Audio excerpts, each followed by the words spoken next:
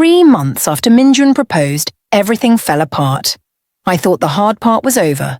I thought once he chose me, we were safe. I was wrong, because Amara wasn't done with us yet. Let me tell you how my fairy tale almost became my worst nightmare. Hey loves, welcome back to Afro Korean Love Stories. This is part 2, the final chapter of I Pretended to Be My Twin Sister. If you haven't watched part 1, stop right now and go watch it. The link is in the description. Trust me, you need the full story. For everyone who's been waiting, hit that subscribe button because this ending is going to shock you. Drop a fire emoji if you're ready for this drama. Now, let me take you back to where everything went wrong. After Minjun proposed on that beach in Jeju, I was the happiest I'd ever been. We came back to Seoul. Started planning our wedding. Small, intimate, just us and the people who mattered. I sent Amara an invitation, not because I expected her to come, but because she was still my sister. She didn't respond for 2 weeks. Then one day I got a text. Amara, we need to talk, in person. My stomach dropped, but I agreed. We met at a cafe near my apartment. She looked different, thinner, tired, like she hadn't been sleeping. Congratulations, she said, but her voice was cold. Amara, no, let me talk. She put her phone on the table, pulled up a document. Do you remember 3 years ago when Minjun first reached out to me about a potential collaboration? I nodded. He didn't just email me. We signed a preliminary agreement, a business contract, for a partnership between his hotel chain and my brand. My blood went cold. What are you saying? I'm saying that legally, Minjun entered into a business relationship with me, Amara, not you. That was before you stole my identity and seduced him. The words hit like a slap. I didn't steal anything. He fell in love with me. He fell in love with someone he thought was me. And now you're marrying him using my name, my connections, my contract. Amara, that's insane. She leaned forward. Is it? Because my lawyer disagrees. According to him, you committed fraud, identity theft, and Minjun. He's in breach of contract for pursuing a personal relationship with someone who misrepresented herself as me. I couldn't breathe. You wouldn't.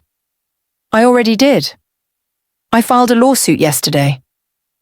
Besties, if you're as shocked as I was, type no way in the comments. I didn't tell Minjun right away. I thought maybe Amara was bluffing. Maybe she'd calm down. But 2 days later, Minjun got the legal notice. He came to my apartment that night, pale, shaking. Zara, what is this? He showed me the lawsuit. Amara wasn't just suing me, she was suing him too. For breach of contract, for fraud, for damages totaling $3 million. Minjun, I didn't know. I swear I didn't know about any contract. There was no contract, not a real one. We exchanged emails about a potential collaboration, but nothing was ever signed. Then why? Because she wants to destroy us. He sat down, ran his hands through his hair. My lawyers say even if we win, the lawsuit will take months, maybe years, and the publicity. He looked at me. My family's business is built on reputation. If this goes public, if people find out about the identity confusion, the media will tear us apart. So what do we do? He was quiet for a long time. Then he said the words that broke my heart. Maybe we should postpone the wedding. I wanted to argue, wanted to fight. But I saw the exhaustion in his eyes, the fear. Okay, I whispered. We'll postpone. He pulled me into his arms. I'm not leaving you.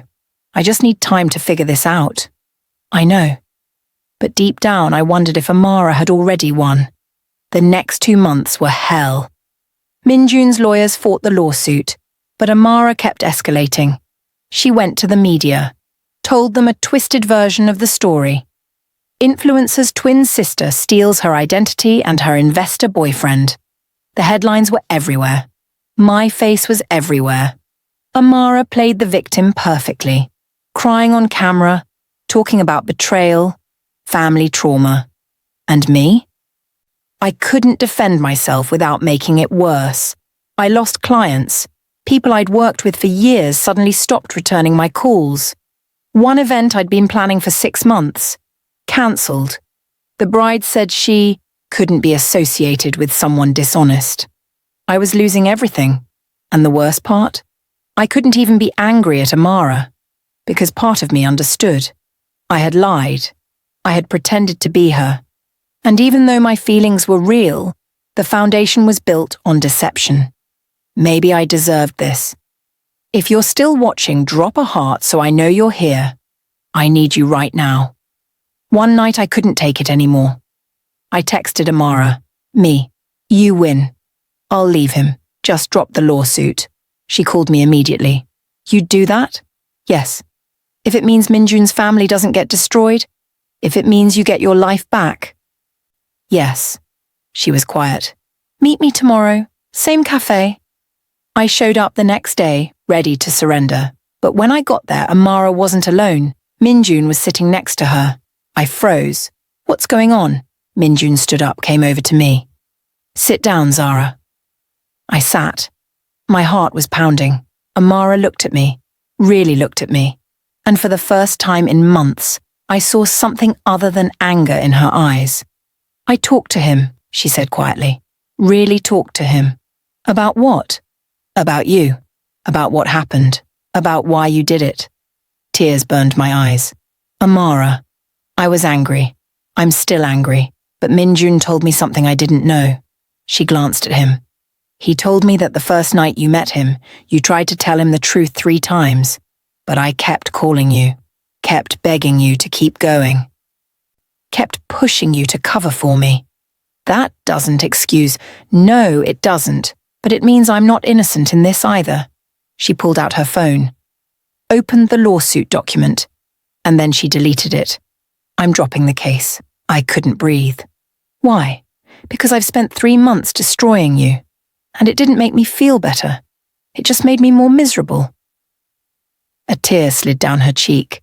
You're my sister, Zara. And I miss you. I started crying. Ugly, broken sobs. I'm so sorry for everything. She came around the table, hugged me. I'm sorry too. We sat there for a long time, just crying, just holding each other. And slowly, I felt something I hadn't felt in months. Hope. Besties, if you're crying with me, type I'm crying because I need to know I'm not alone. 3 weeks later, Minjun and I got married. Not in a big ceremony, not with hundreds of guests, just us, his family, my family, and Amara. She stood beside me, not as my maid of honor. We weren't there yet, but as my sister. When Minjun lifted my veil, he smiled. Hi, Zara. Hi. Ready to stop pretending? I stopped a long time ago. He kissed me, and this time there was no confusion, no lies, no shadows, just us.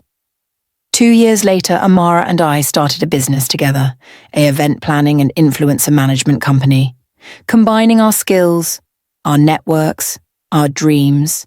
She handles the social media. I handle the logistics. And for the first time in our lives, we're not competing. We're building something together. Minjun's hotel chain just opened a new location. And guess who planned the launch event? Us. Amara and I. Side by side. My name is Zara. And I learned something through all of this. Pretending to be someone else might get you in the door. But being yourself is the only way to stay. I almost lost everything because I was too afraid to be me. But the people who really love you, they don't want the perfect version, the polished version, the filtered version. They want the real you, messy, complicated, imperfect, real. Loves, if this story touched your heart, smash that subscribe button so you never miss another one. Tell me in the comments, where are you watching from? I'm reading every single one, and I'm shouting out your countries in my next video. United States, Nigeria, Kenya, Ghana, Canada, UK, South Africa. Drop your flag below. And if you want more stories about sisters, secrets, and second chances, tap the next video on your screen. This is Afro Korean Love Stories. And remember, the bravest thing you can ever do is stop pretending and start living as yourself. I love you, besties. See you in the next one.